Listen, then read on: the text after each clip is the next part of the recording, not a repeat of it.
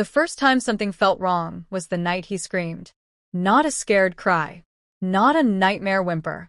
A scream, sharp, panicked, like someone being pulled underwater. I dropped the mug in my hand. It shattered on the kitchen floor, hot tea burning my ankle, but I didn't feel it. I ran down the hallway barefoot, heart slamming so hard it hurt. "Evan!" I yelled, pushing his bedroom door open.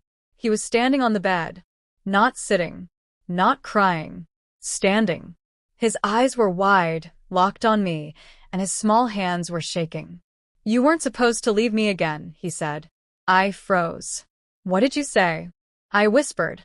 He blinked. Then his face softened, like a switch flipped. "I had a bad dream," he said quietly. I stood there, chest heaving, knowing, deep down, that he hadn't been dreaming at all. And that was when I realized something terrifying. I didn't really know where this child came from. Before I go further, pause for 1 second. If you enjoy emotional, real-life, style stories like this, subscribe, like, and comment. It helps the channel more than you know. Now, let me tell you how I got here. I adopted Evan 3 weeks before Christmas. Not permanently. That's what I told myself. It was supposed to be temporary, holiday fostering. A program for children who couldn't stay in group homes during Christmas. 2 weeks. Warm meals. Gifts. A safe place. I told the caseworker, "I just want to help. I'm not ready to be a parent." She smiled too quickly. "Of course," she said. "Most people say that." I should have paid attention to that smile.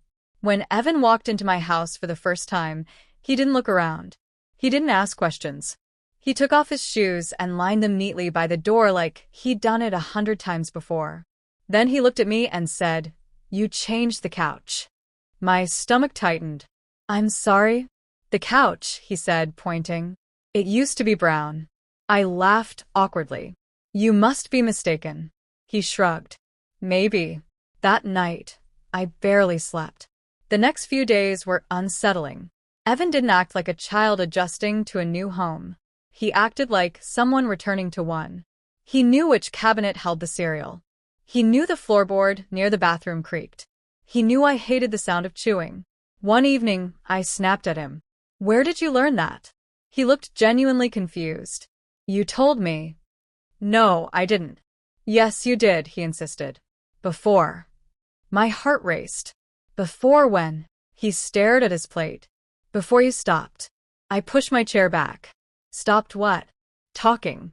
He didn't answer. That night, I called the agency. "Hi, this is Marissa. I'm fostering Evan. I just have a few questions." Static. Then a pause. "About what?" "His background.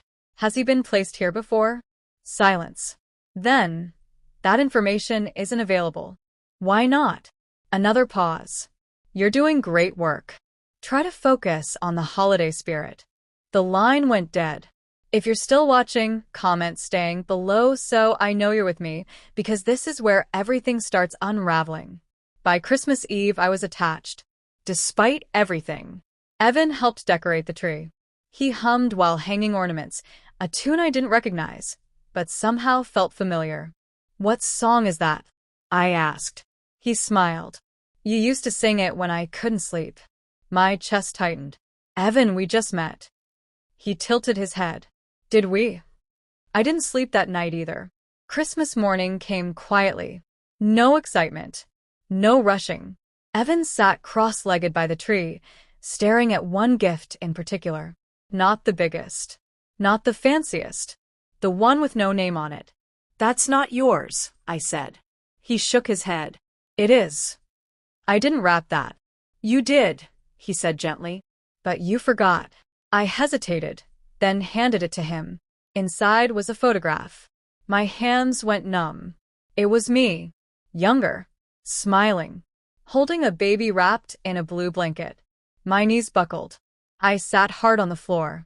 "That's not possible," I whispered. Evan looked at me. Not scared.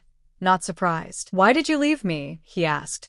"I didn't," I said, my voice breaking. "I never had a child." He frowned. "Yes, you did." The room felt too small. Too tight. "I need to call someone," I said. He reached out and grabbed my wrist. Please don't, he whispered. They'll take me again. Who? I demanded. Everyone. I pulled away and locked myself in the bathroom. I stared at myself in the mirror, shaking. That photo couldn't be real. I called my mother. Mom, I said, did I ever? She cut me off.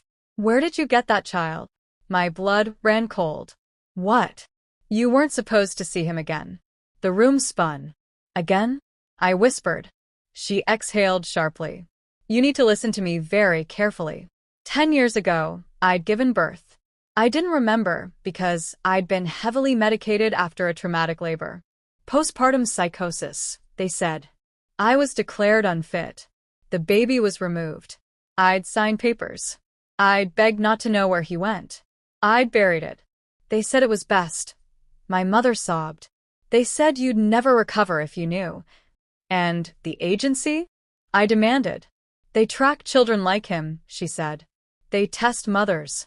They see if you'll choose them again. My legs gave out. They gave him back to me as a test? I whispered. Yes. I heard Evan's soft voice outside the door. Are you mad at me? I opened it slowly. No, I said, collapsing to the floor in front of him. I'm mad at myself. He climbed into my arms like he belonged there. Because he did. That night, there was a knock at the door. 2 social workers. 1 clipboard. 1 suitcase. We're here to collect the child, one said. I stood between them and Evan. No, I said. This placement was temporary. He's my son. They exchanged a glance. Legally, she said. You gave him up. Evan gripped my shirt. Don't let them. I looked at the woman and said, I won't. They threatened court. I didn't care. I shut the door, locked it, and held my son while he cried. I fought. I lost sleep. I lost money. I lost friends. But I didn't lose him. 6 months later, the adoption was finalized. No tests. No trials. Just truth. Evan still has nightmares sometimes. So do I. But when he screams, I'm there. And this time, I don't leave. If this story moved you, like this video, subscribe, and comment your thoughts below. Your support keeps these stories alive and helps more people hear them. Thank you for watching.